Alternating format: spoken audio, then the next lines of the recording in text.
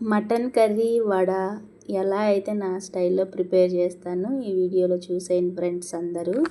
Hi అండి, welcome to Likhita natural vlog. అందరూ ఎలా ఉన్నారండి? బాగున్నారా? నేనైతే చాలా బాగున్నాను. ఉద్దిపప్పు అయితే బాగా కడిగేసుకొని నీట్గా పెట్టుకోవాలి. ఒక 5-6 గంటలు అయితే నాననివ్వాలన్నమాట. ఎంత ఎక్కువ నానుతుందో అంత స్పాంజీగా అంత స్మూత్గా అయితే వడలు అయితే వస్తాయి.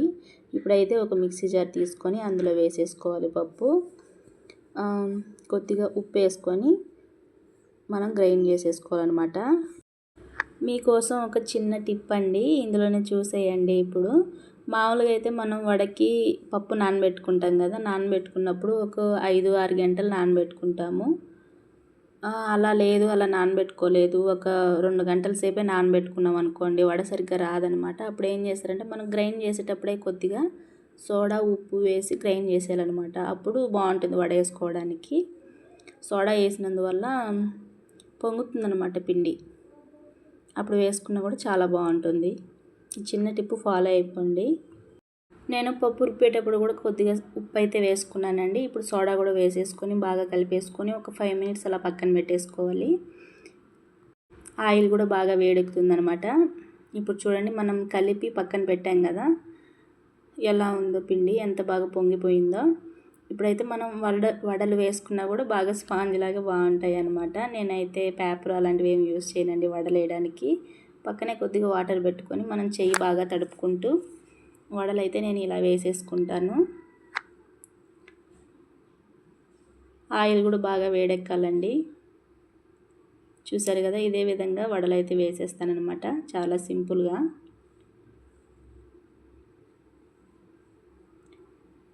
లాస్ట్ వీక్ సండే అయితే చేశానన్నమాట వడ, మటన్ కర్రీ, రాగి సంగటి అయితే ప్రిపేర్ చేశాను. ఇక రాగి సంగటి చేసింది నేను వీడియో అయితే తీయలేదండి.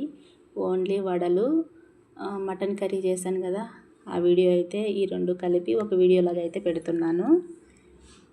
ఇంకైతే ఇదే విధంగా మొత్తం వడలంతా వేసేసుకోవాలండి.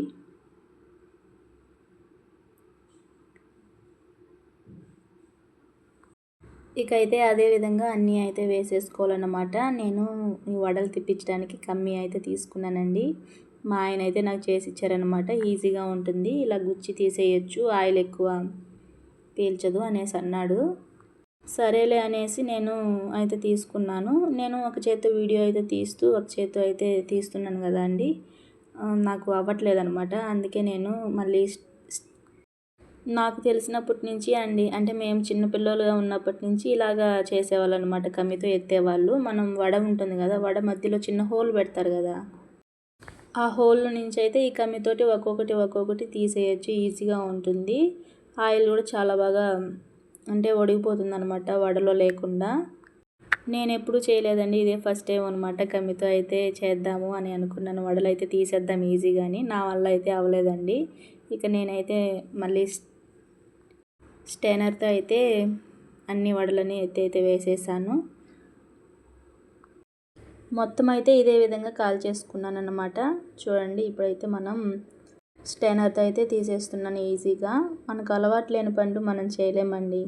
ఒకవేళ మీకు చెప్పాలన్నా కూడా మనం కొత్తగా చేయాలంటే అవ్వదు. మనం ఎలా ఉన్నామో అలాగే పరిచయం చేస్తేనే బాగుంటుంది